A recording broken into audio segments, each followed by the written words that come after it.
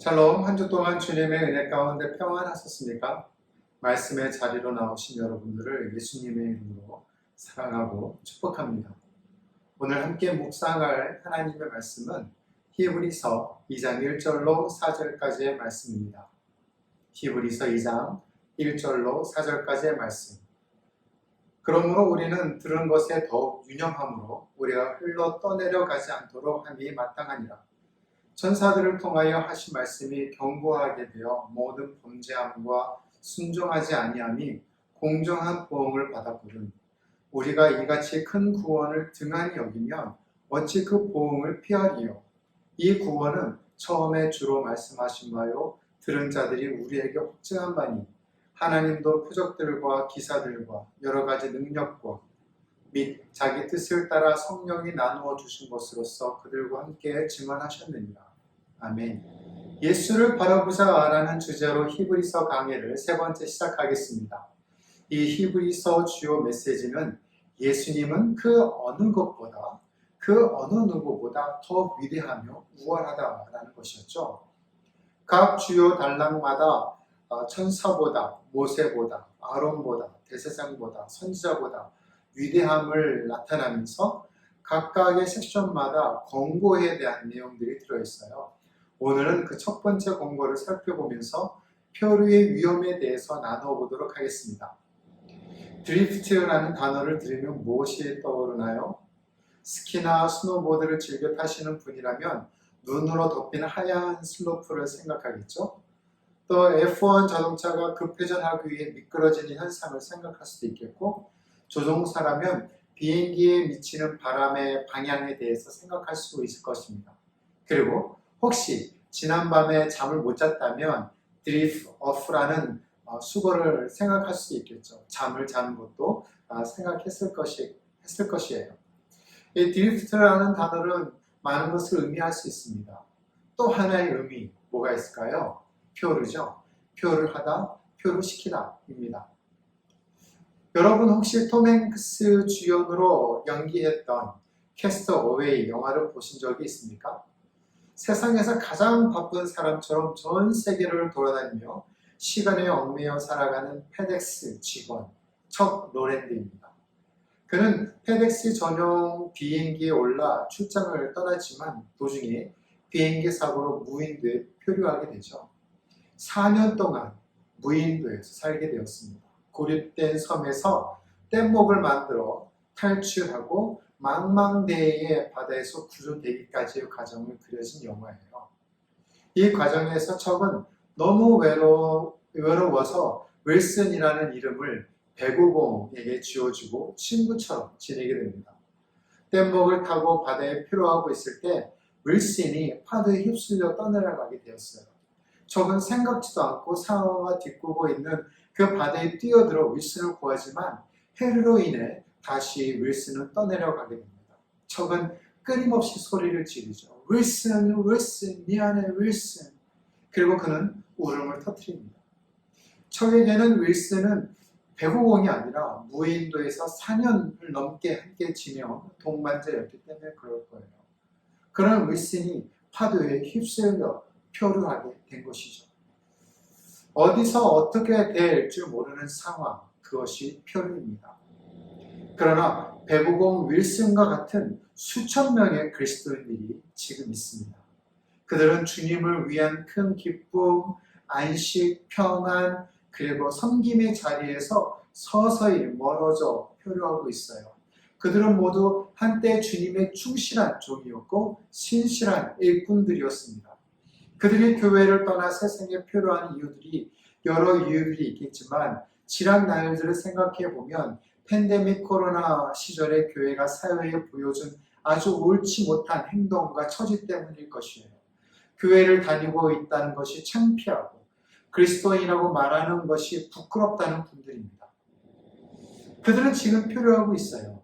그러나 여기에 영적 표류에 대한 진실이 있습니다. 그 영적 위험성을 오늘 본문을 통해서 살펴보고자 해요. 세상에 표류하는 이들은 거룩함을 향하여 흘러가지 않고 경건치 아니함을 향하여 흘러가고 있기 때문입니다. 그들은 믿음의 신실함을 향하여 표류하지 않고 있기 때문에 그래요. 그들은 선을 향해 흘러가지 않고 악을 향하여 표류하고 있기 때문입니다. 미국의 주석학자인 존 콜슨은 이렇게 말을 했어요. 우리 대부분은 세속의 바다에 빠질 위험이 없습니다. 이번 주나 다음 주에는 우리 대부분이 살인자나 마약 중독자가 되지 않을 것입니다. 위험은 사악한 바다로 뛰어드는 것이 아니라 오히려 거의 눈에 띄지 않게 선에서 멀어지는 것입니다. 라고 하였습니다. 현대의 그리스도인들에게 던져지는 의미 있는 경고라고 생각이 되어져요. 지금 여러분은 하나님과 멀어지고 있습니까? 혹시 여러분 주변에 표류하고 있는 사람들을 알고 계시나요? 표류하는 4가지 위험 신호들과 성경 구조들을 각각 살펴보겠습니다. 먼저는 하나님의 말씀을 듣지만 삶이 변하지 않을 때 표류하게 됩니다. 영적인 표류는 우리가 듣는 것에 주의를 기울이지 않을 때 발생해요. 1절을 볼까요? 그러므로 우리는 들은 것에 더욱 유념함으로 우리가 흘러 떠내려 가지 않도록 함이 마땅하니라. 무엇을 들었습니까? 아들이신 그리스도를 통해 나타난 하나님의 최종적인 계시, 바로 복음이죠. 이 복음을 더욱 많이 주의하여 숙고하라고 권면하고 있는 것입니다. 왜냐하면 이 편지의 수신자가 복음을 듣고 유대교의 모든 규례와 의례에서 돌이켜 개종한 유대인 그리스도인들이기 때문에 그래요. 복음을 들은 이들은 표류하지 않도록 하기 위함이었습니다. 여기서 흘러 떠내려 가다라는 헬라어는 흘러가다라는 의미와 또는 반지가 손가락에서 빠져나가다라는 의미가 있습니다. 여러분 비슷한 경험을 하신 적이 있을 것이에요. 귀걸이가 빠지거나 목걸이가 풀리거나 또 반지가 빠지는 경우 말이죠. 더군다나 신혼초에 그 웨딩링 결혼반지, 저희 부지로 결혼반지가 손가락에서 빠져 길바닥에 굴러간 적이 있었습니다. 21년이 지난 지금도 그때를 생각해보면 앞이 깜깜해요. 마찬가지로 복음에 대한 관심 부족과 부조의로 인해 진리를 잃어버린 것과 같다는 표현입니다. 흘러 떠내려가다. 영어적 표현으로는 drift away라는 단어예요. 복음을 들은 믿음의 성도가 안전한 항구에서 떠나 위험하게 되는 것을 나타내는 말입니다. 새번역 성경입니다. 그러므로 우리는 들은 바를 더 굳게 간직하여 잘못된 길로 빠져드는 일이 없어야 마땅하겠습니다.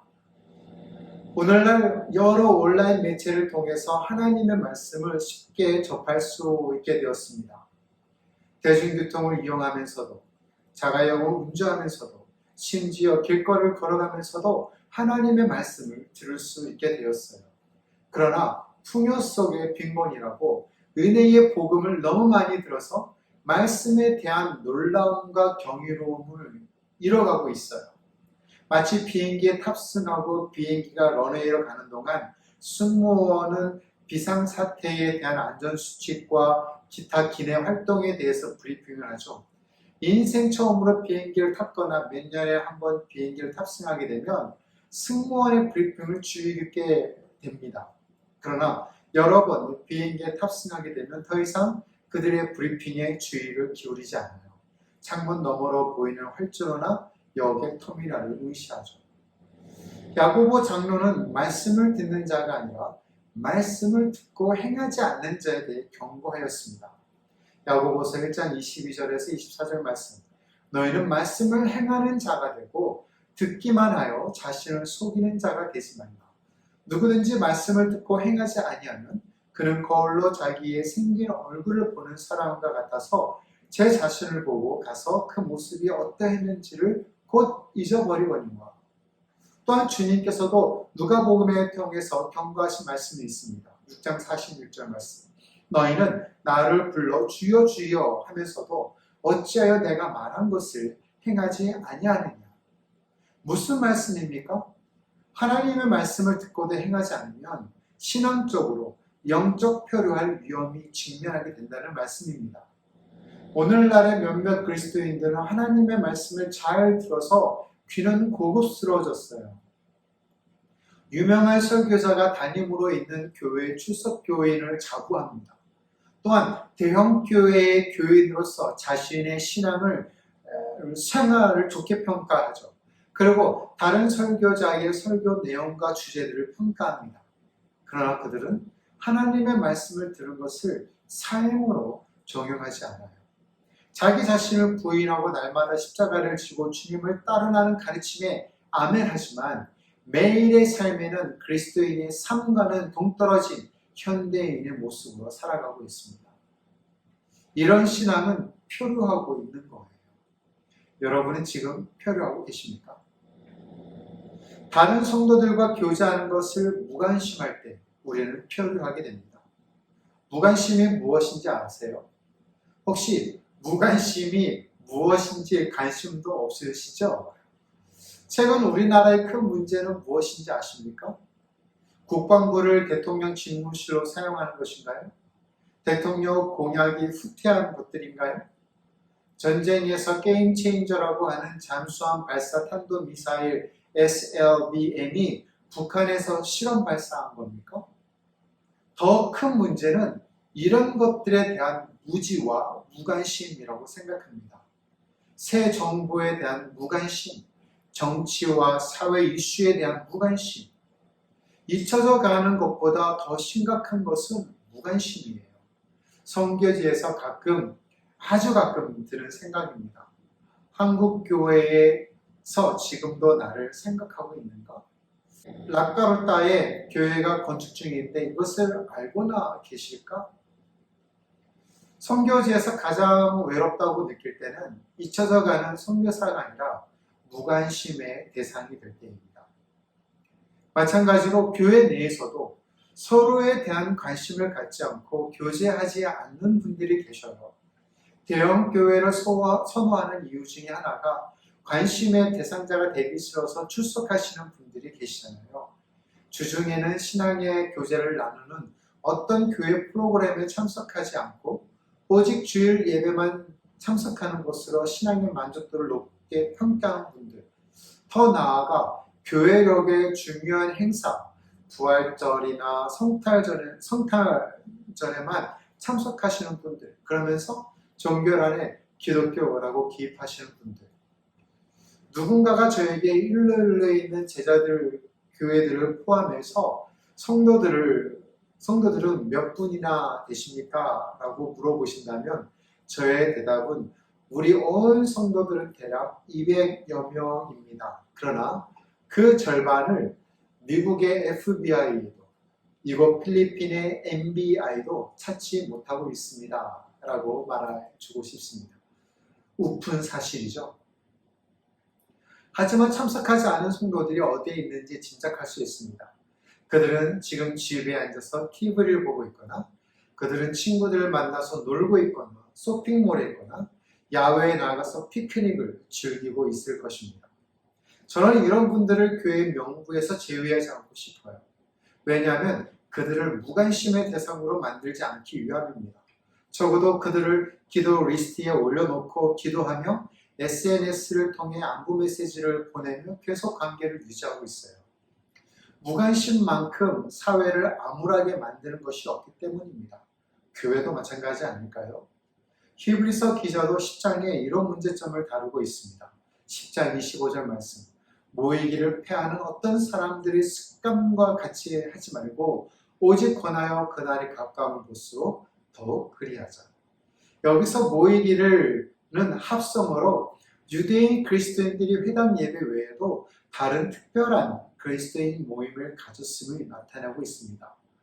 모임을 폐하는 것이 무엇이든 간에 그것은 서로 간의 교제를 파기하고 그리스도 안에서 상호 협력과 상호 위로 격려를 받을 수 있는 기회를 상실하게 만든다는 거죠. 그래서 저자는 그날 곧 심판의 날이 다가오면 올수록 모이기를 패하지 말고 더욱 열심을 내어 다가오는 고난과 박해 속에서도 서로 격려와 위로를 통해 담대해지기를 권면하고 있는 것입니다.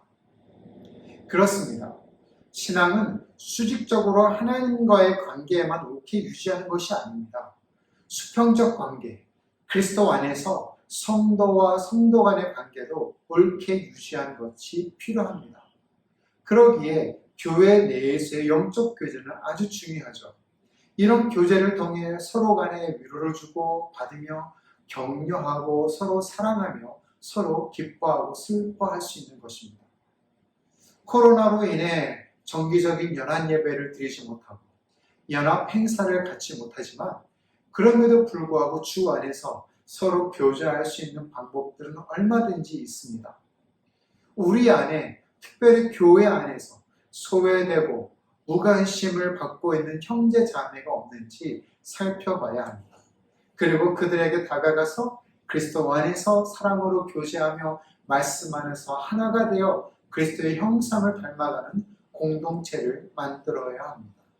그렇게 할 때 서로가 표류하지 않을 수 있고 표류하고 있는 사랑하는 이들을 다시 붙잡을 수 있게 됩니다. 여러분은 주일 예배만 출석하고 다른 이들과는 전혀 교제가 없는 신앙생활을 하고 계십니까? 그렇다면 여러분 자신이 영적으로 표류하고 있는 것은 아닌지 점검해 보십시오. 세 번째는 죄에 대한 인식하지 못할 때 우리는 표류하고 있습니다. 질문 하나 드리겠습니다. 여러분의 삶에서 가장 힘들어하는 죄의 세 가지 영역은 무엇입니까? 이 질문에 대답할 수 있겠습니까? 여러분은 자신의 삶에 죄가 있다는 것을 얼마나 인식하고 계십니까? 여러분은 매일 주님 앞에 나아가 자신의 삶에서 어떤 악한 생각, 태도, 행동을 나타내도록 그분께 간구하고 계십니까? 여러분은 정기적으로 여러분의 죄를 주님께 고백하고 계십니까? 우리 모두가 주님의 은혜 아래 있다는 것을 알기 때문에 죄에 관해서는 게으른 자가 되지 않을까 염려가 됩니다. 우리는 과거, 현재, 미래의 모든 죄가 용서받았다는 것을 알고 있습니다. 그래서 우리는 여전히 우리 삶에 남아있는 죄를 무시하는 경향들이 종종 있어요. 이단의 구원파처럼 말이죠. 우리는 죄가 우리를 지옥으로 보내지 않는다는 것을 알기 때문에 그 죄를 매우 심각하게 받아들이지 않고 있습니다. 그리스도인이 되었다고 해서 모든 죄가 사라지는 것은 아닙니다. 여전히 우리들의 삶에 존재합니다. 이 말은 그리스도의 보혈로 우리들의 죄가 깨끗하게 되었지만 여전히 죄의 가능성을 가지고 있다는 말이에요. 이 세상에 살고 있는 말이죠. 사도 요한은 이 주제에 대해 그리스도인들에게 다음과 같이 편지를 썼습니다. 요한 1서 1장 8절로 10절 말씀. 만일 우리가 죄가 없다고 말하면 스스로 속이고 또 진리가 우리 속에 있지 아니할 것이요. 만일 우리가 우리 죄를 자백하면 그는 미쁘시고 의로우사 우리 죄를 사하시며 우리를 모든 불의에서 깨끗하게 하실 것이요. 만일 우리가 범죄하지 아니하였다 하면 하나님을 거짓말하는 이로 만드는 것이니 또한 그의 말씀이 우리 속에 있지 아니하니라. 사도 요한은 영지주의자들의 주장에 대한 반박한 내용들입니다. 이들은 사람들이 어두운 가운데 행하면서도 하나님과의 사귐이 있다고 주장을 했기 때문에 그래요. 그러기에 이들은 죄가 없다라는 생각을 가지고 있었습니다. 죄가 자신들에게 지속적인 힘을 가지고 실제한다는 사실을 부인한다는 것이죠. 그러기에 영지주의자들은 스스로 속이는 것입니다. 또 진리가 거하지 않게 되는 거예요. 왜냐하면 진리이신 예수 그리스도께서 거하실 때 자신이 죄인임을 고백할 수 있기 때문입니다. 죄인임을 고백하고 자신의 죄에 대해 혐오감을 느껴 거부할 때 빛 가운데 거하게 되고 하나님과 사귐이 있게 됩니다. 그래서 우리 죄를 깊이 생각하고 뉘우치며 진실하게 고백함을 통해 그리스도로 말미암아 죄로 오염된 상태를 정화시키고 죄 사함을 받게 되는 것이죠. 그러기에 죄에 대한 각성이 중요합니다. 어떻게 할 수 있을까요? 간단합니다.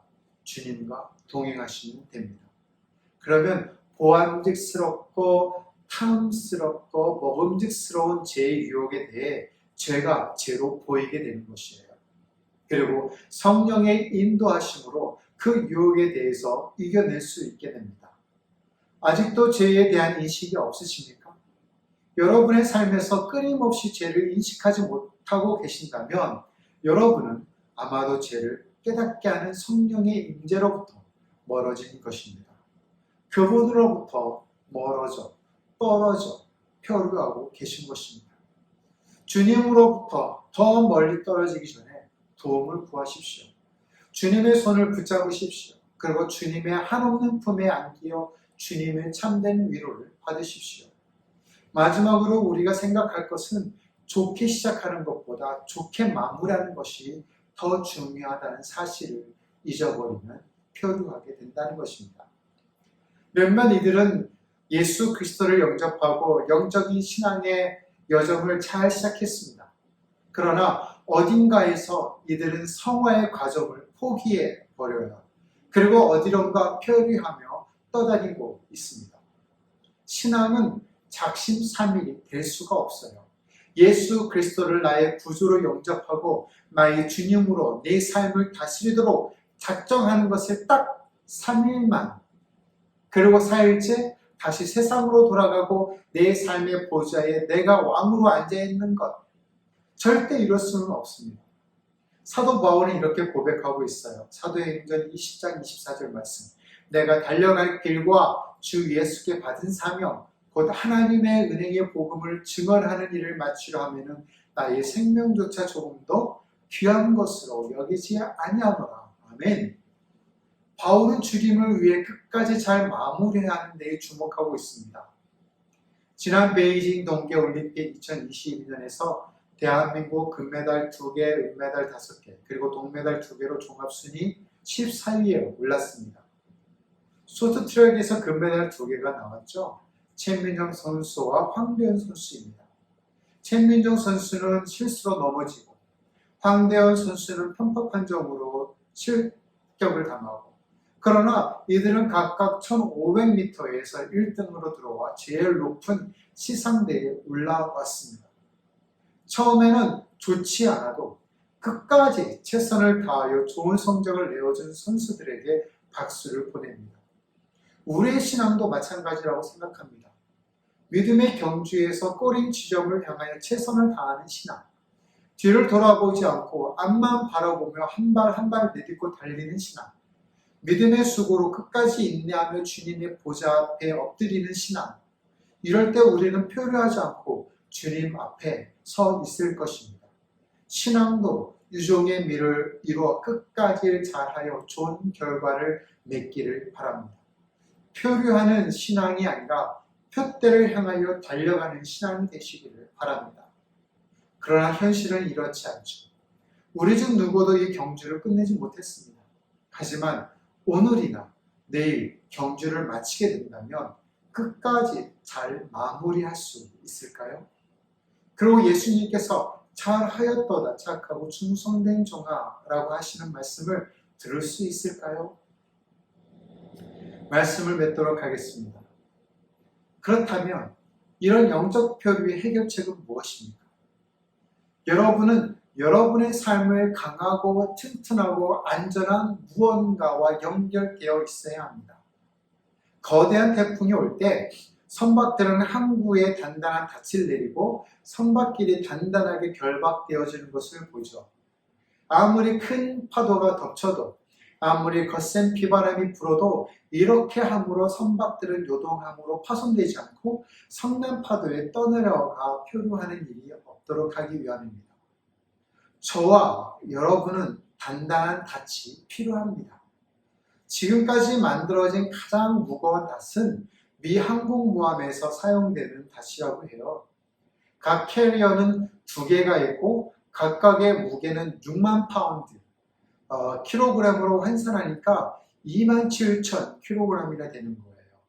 이 항공모함이 2개의 닻을 내리면 그 거대한 배는 거친 바다에서도 표류하지 않고 그 자리를 정박할 수 있다고 합니다. 우리에게는 그보다 더 강력한 닻이 있어요. 그의 이름은 예수 그리스도입니다. 영적인 표류를 막는 가장 좋은 방법은 우리가 예수님 안에 있는 소방의 굳건한 닻을 내리도록 하는 것입니다. 히브리서 6장 18절 하반절로부터 19절까지의 말씀입니다. 앞에 있는 소망을 얻으려고 피난처를 찾는 우리에게 큰 안위를 받게 하려 하시니라. 우리가 이 소망을 가지고 있는 것은 영혼의 닷 같아서 튼튼하고 견고하여 휘장 안에 들어가나니. 하나님에게서 멀어지는 위험을 인식하십시오. 오늘 본문 단락에서 무시할 수 없는 질문이 하나 더 있습니다. 이 질문에 여러분의 개인적인 답변을 한번 해보십시오. 2장 3절 말씀인데요. 현대인의 성경을 읽겠습니다. 하물며 이같이 큰 구원을 우리가 소홀히 한다면 어떻게 형벌을 피할 수 있겠습니까? 이 구원은 맨 처음 주님께서 말씀하셨고 그 말씀을 들은 사람들이 우리에게 증거해 준 것입니다. 만약 여러분이 이 큰 구원을 소홀히 한다면 어떻게 형벌을 피할 수 있겠습니까? 여러분은 피할 수 없습니다. 그러나 방법은 있습니다. 바로 예수님이십니다. 예수님 없이는 소망이 없습니다. 그러므로 여러분의 삶을 예수 그리스도 안에 있는 소망의 견고한 닷에 묶으십시오.